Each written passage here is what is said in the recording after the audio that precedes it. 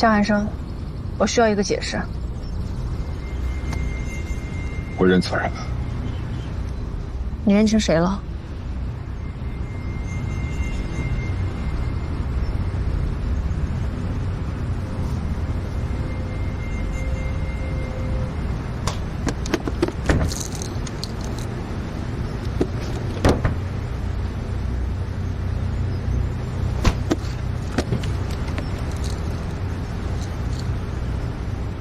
抗焦虑？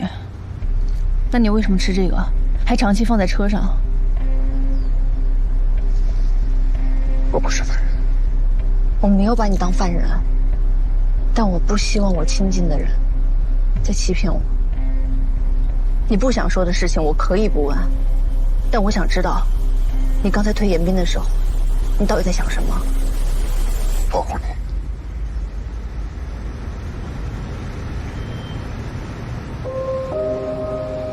所以，你刚才是认错了人，你认为有人会伤害我，那个人是谁？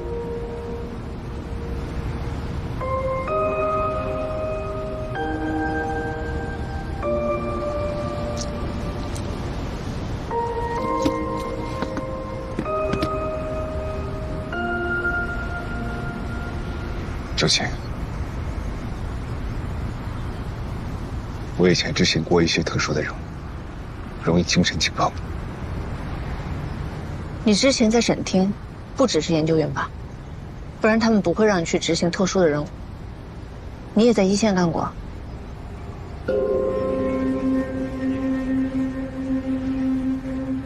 具体是什么？什么任务？有纪律，不能说。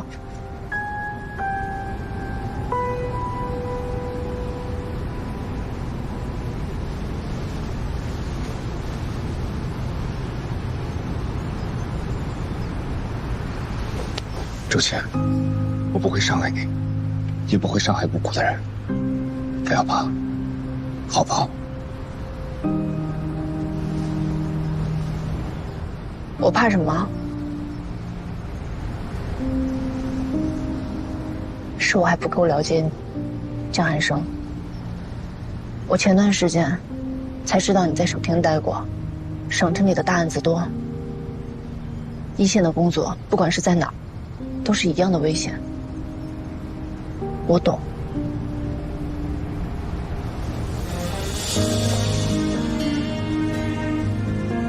你只是有一些情绪反应，还有肌肉记忆，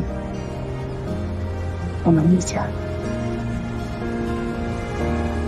不过，我可不是一般人，我是女警。以后你不要再这样了，好吗？至于罪犯，如果他们敢动我，那我就让他们见识见识警校搏击赛亚军的风采。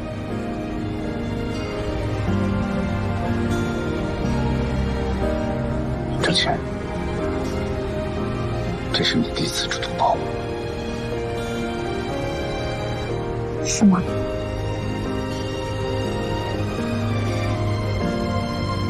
谢谢。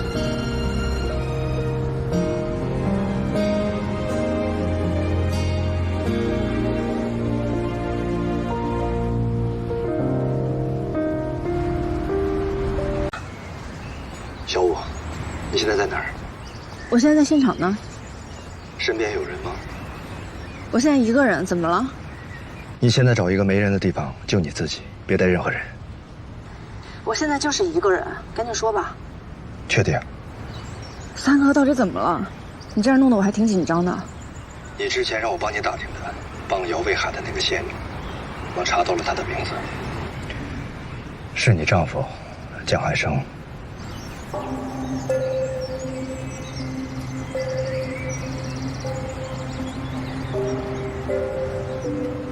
你确定吗？如果你想进一步了解的话，我建议你直接问江寒生比较好。难道他从来没有跟你透露过这件事吗？他从来都没有说过。小五，你该好好审视一下自己的婚姻了。虽然我不像老四想的那样，觉得你只有跟蒋成结婚才是对的，但我总感觉这个江寒生出现的很奇怪。你确定你们上次相亲是你们长大之后第一次见面吗？你为什么这么问？我在省厅打听了一下江寒生，他的口碑两极分化的厉害，喜欢他的人夸他专业能力强，不喜欢他的人说他偏执冷酷，毫无人情味可言。但有一点一致的是，说他对案子的痴迷，对细节的追究远超正常警务人员，对命案血案尤其上瘾。在我看来，他是个怪胎型人物。小武啊，你们结婚也有一段时间了，你就没有感觉吗？小武，听着呢。江寒生是因为爱你和你在一起，还是有什么其他的目的？把你当作研究对象，把你当作未完结案件的切入口，还是有什么其他的原因？小武啊，三哥劝你多留点心，你太单纯了，别又爱错了人。周姐，你没有跟817幕后的人正面交手的经验，他们当年的行径足以证明他们的挑衅意味浓烈。挑衅一错，接下来就是报复。危险之性过一些特殊的人物，容易精神警告。喂，小武，你还在听吗？我知道了，三哥，谢谢你啊。我这边还在忙，我先挂了。嗯。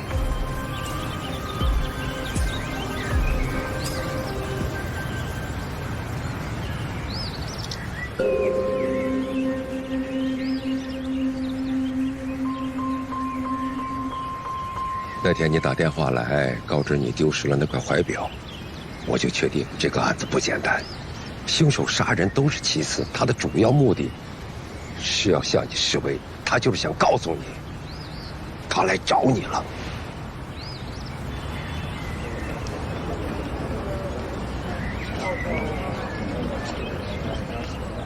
小丫头，来来来。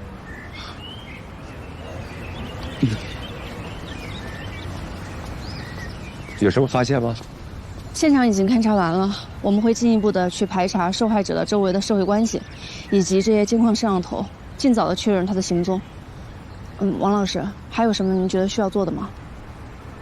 常规的勘查已经完了，现场你也看过了，你觉得还有没有其他的切入点了？凶手的作案手法非常的娴熟，一看就不是一个新手。一般在连环杀人案中，我们都会着重于凶手犯下的第一案，因为第一次作案的时候手法没有那么成熟，很容易留下一些破绽，有更多的线索，而且那个时候杀人倾向更浓烈，能够更好的找到凶手的作案动机。哎，听见没有？有问有答，啊！他不像有的人像个闷葫芦似的。每次我领他出现场，我问10句，他回答你1句就不错了，啊！我需要思考。美的你，就你会思考，我们都不会思考。送我回去。行。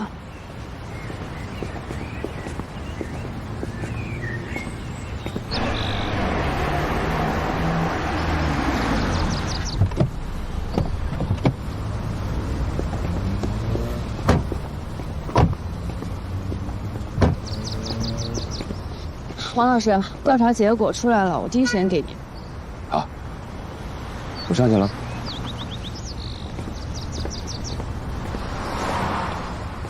一会儿还要回队里吧？既然是连环杀人案，相关的很多案子我都需要了解一下。志坚，有什么事吗？什么事儿啊？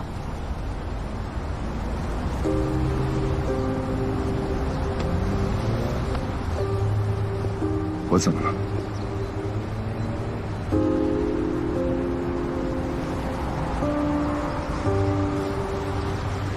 饿吗？不饿。我饿了。你想吃什么？泡面、啤酒。办案期间不能喝酒。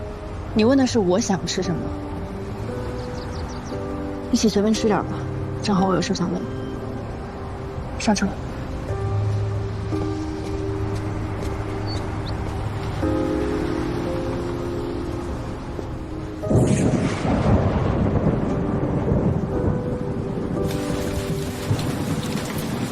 小贝，小贝，好帅呀！真的，加微信，去你局加微信。我们是他们不然咱们走吧。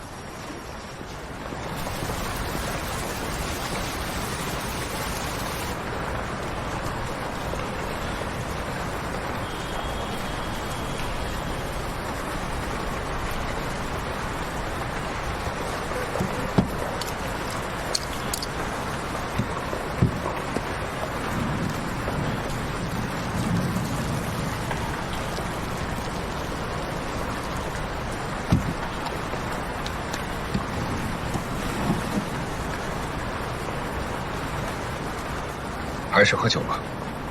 我们来玩个游戏吧。还是喝酒吧。我们来玩个游戏吧。什么游戏？我问你问题，如果你不想回答，你就喝一口。朱姐，你是在生我的气吗？别废话，玩不玩？好，你问。你是什么时候到大学当教授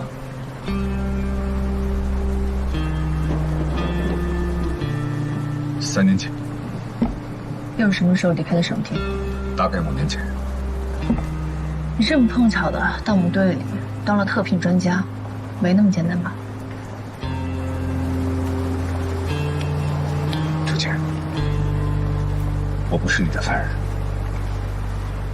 从无关痛痒的问题入手，利用手势辅佐刺激，从而建立手势与说真话之间的联系，这是审讯的技巧之一。巴甫洛夫条件反射，这是这刑讯的第一堂课。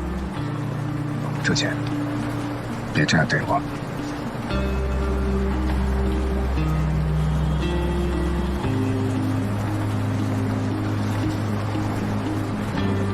对不起。你想问什么，我都会回答你。好，那我就直接问吧。你喜欢我吗？喜欢。从什么时候开始喜欢的？相亲。为什么喜欢？以你的条件，你明明可以找比我更好的，像我这样的，经常工作又回不了家。其实你明明可以找一个比我更温柔、更漂亮、更能照顾你。没有人比你更好。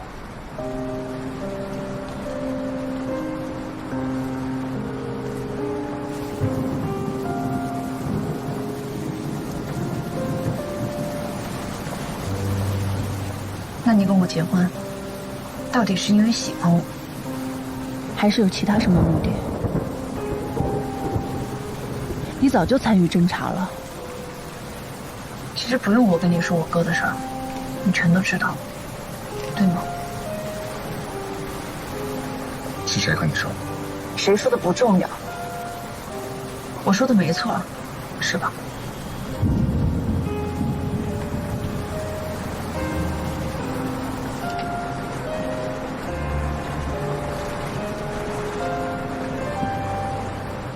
？5年前最后一次接触上那伙人，就是你给的线索，是不是？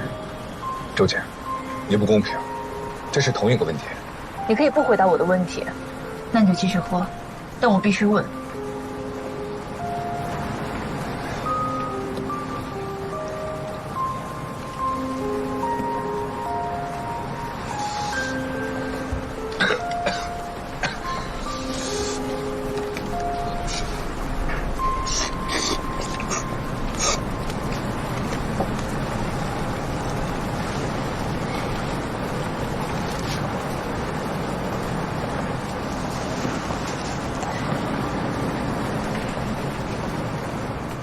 如果换成另外一个人，我一定会拼尽全力去问他，他知道的所有事情。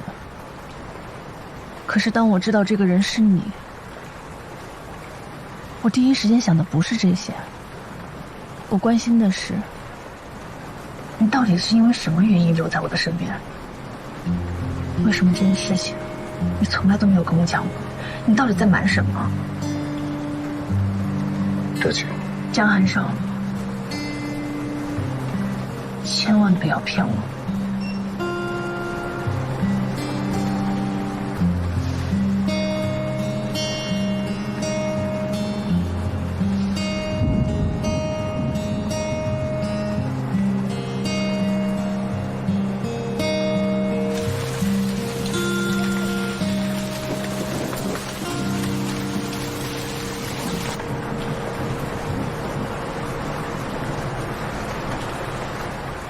怀光连环杀人案，你听说过吧？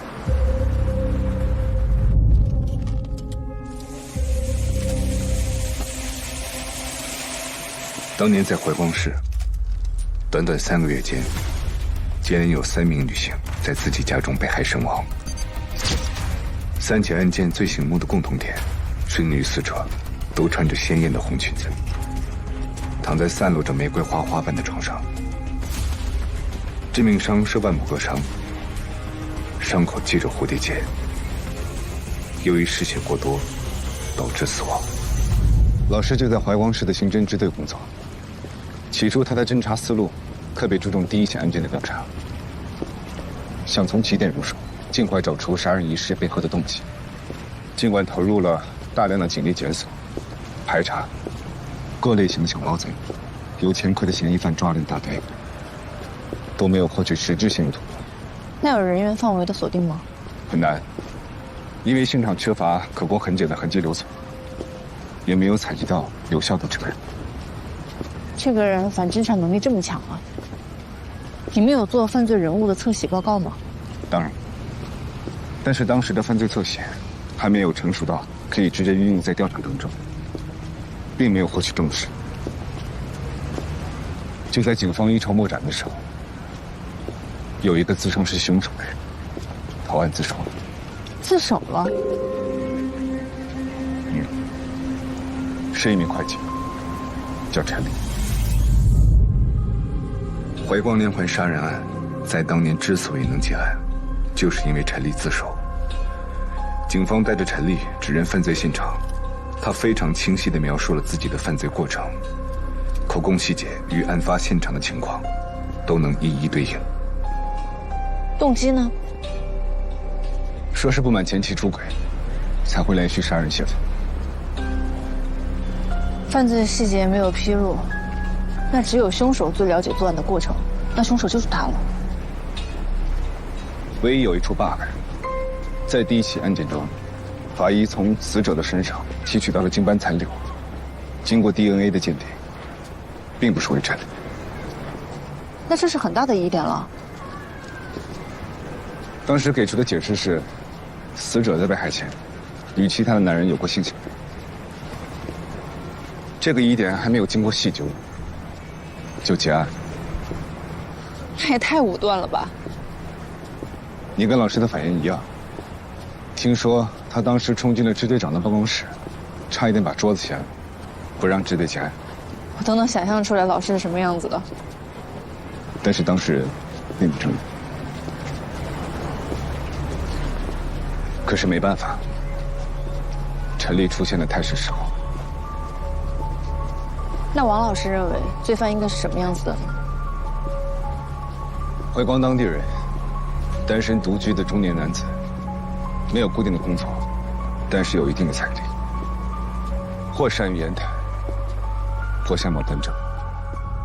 各位领导，3起杀人案的案发时间没有什么特殊的规律，一起发生在休假期间，2起发生在工作日，这表明什么呢？表明凶手是不受单位的考勤制度的限制。当然了，凶手也可能没有单位。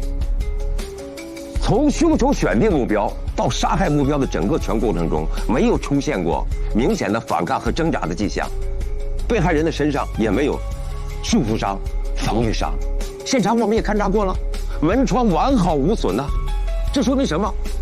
说明被害人是心甘情愿地把凶手领回家的，也就说明这个男人在女人的眼里是很有吸引力的。那什么是吸引力呢？无非就是钱财貌，对吧？陈丽是一个小公司的小会计，一个月1丁点的收入，人其貌不扬，话都说不清楚，单位不受人待见，家里条件一般。陈丽是不符合嫌疑人的一切特征，他怎么能是杀人凶手呢？不可能啊！怀光系列案件里，最鲜明的特征是凶手在选择目标的时候有特定的倾向。穿红裙子的女人，这一点很关键，这是凶手在选择目标时重要的标准，也是贯穿整个连环杀人案的内在动机。曾经有个穿红裙子的女人，让凶手极其仇恨，他通过杀害与他形象相符的女人来泄愤。是他的妻子吗？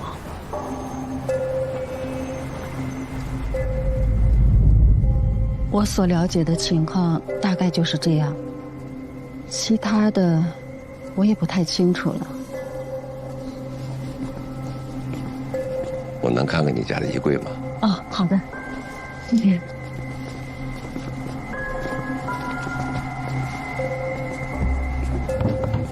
我所有的衣服都在这儿了。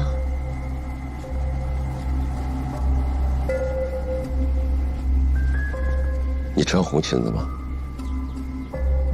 我从来不穿红色的衣服。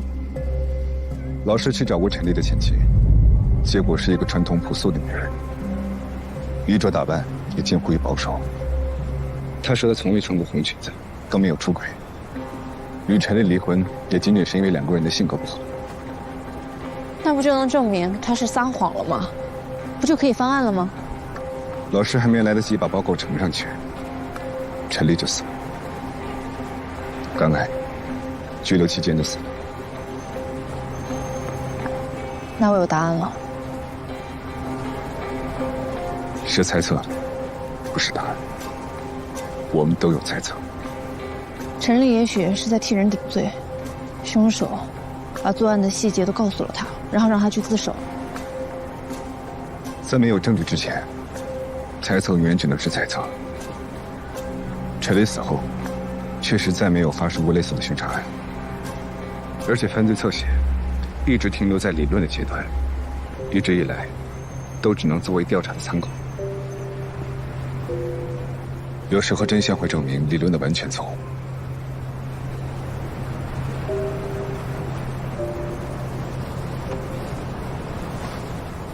你还好吗？怎么了？没事。那你还没回答我的问题啊。怀光连环案和817案还有我哥，他们之间的关联到底是什么？817，你只知道你哥哥周晨的牺牲，还有他的配枪不见了，对吧？我还知道，那伙案犯是姚组长抓到的，线人是你。你不知道的是，你哥哥在临死前与817的犯罪分子有过精神的搏斗，警方在他的指甲里提取到了血迹，血迹的 DNA 与20年前怀光案经班当中的 DNA 比对结果一致。那他们是同一个人吗？正是因为这样的关联，在817迟迟没有进展的情况下，省庭决定从怀光案入手，来找这个817的参与者。可是怀光案也是疑点重重，根本都抓不到人呀。就从疑点开始，老师当年根据侧写排查了很多人，这些人都在进一步的调查当中都排除了嫌疑。是侧写有误吗？你说的没错。重启怀光案之后，老师把当年警方采证的记录都交给了我，让我出一份侧写报告。他怕自己的思路影响我，并没有告诉我他当年已经写过侧写。那结果有什么不同吗？年龄，我认为凶手并非是中年男性，而是年轻人，在18到23岁之间。充满仪式的案发现场，轻易的掩盖了最原始的杀人动机。周姐，你是在看我吗？没有啊。你又在说谎。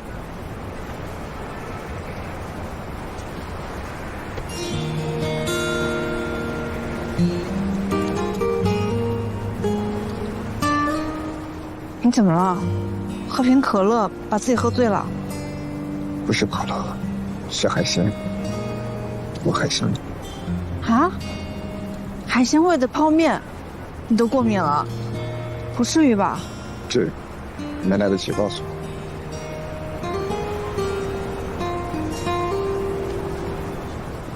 你发烧了吗？没事，一会儿就好了。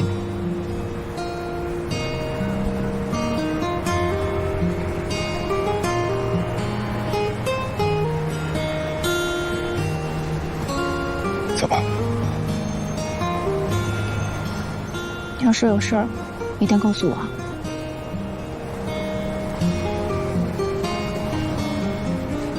对了，我们说到哪儿了？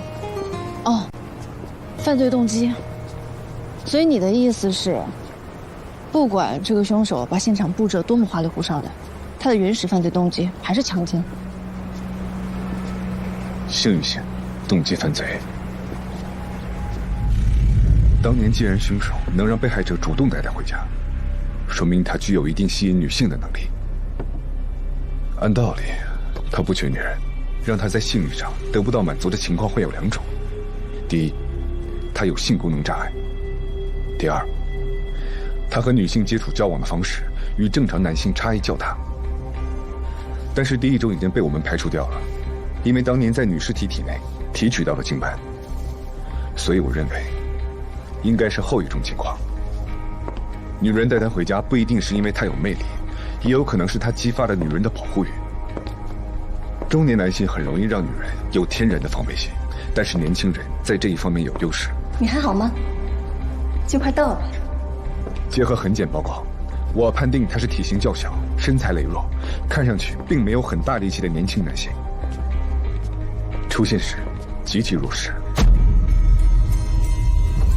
在3起凶杀案当中，死者的年纪呈增长态势，这说明凶手更偏向于选择更加成熟的女性。所以我推断，凶手未必是婚恋关系有缺失，而是早年母子关系有问题。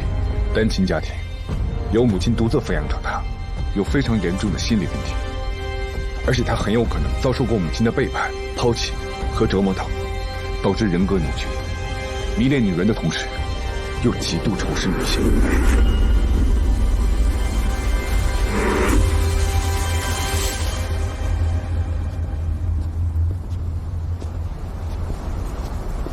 不过，距离案发已经过去15年了，即便是有新的侧写，在这么短的时间内，也抓不到犯罪人。但是你有了线索。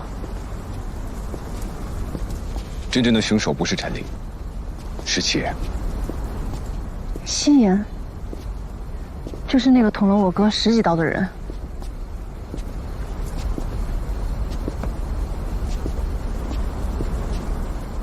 你怎么知道他的？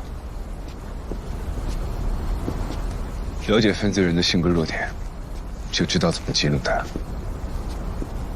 我只是放了一杆，他就上钩了。什么？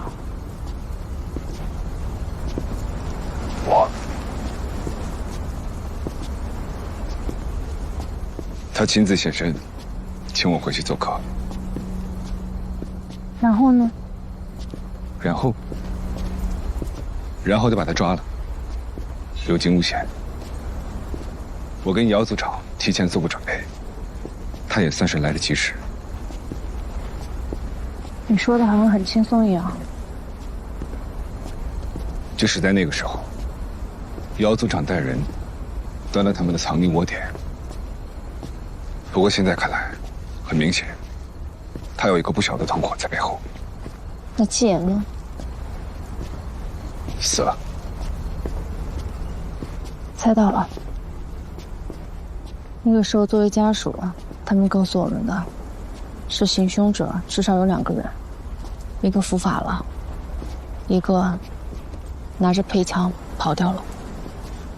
然后就告诉我们这个案子会继续侦查，继续就继续到了现在。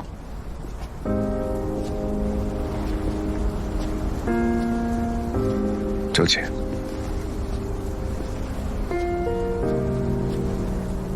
当时枪没有找到，也没有弄清楚你哥哥遇害的原因，我很抱歉。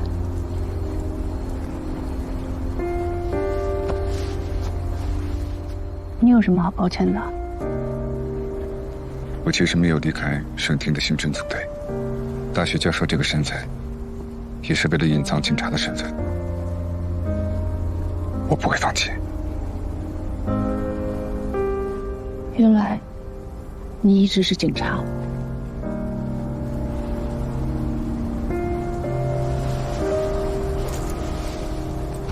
谢谢你，张汉生。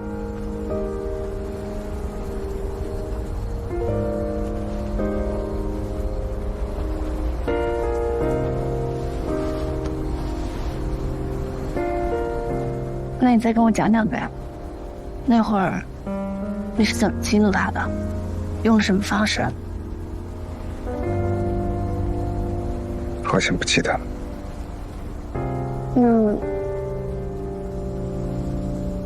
他见到你的时候是什么态度呀？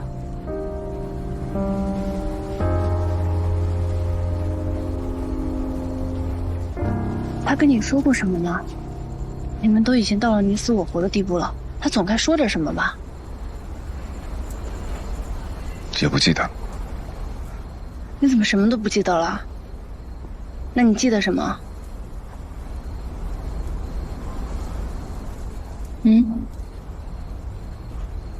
你记得什么？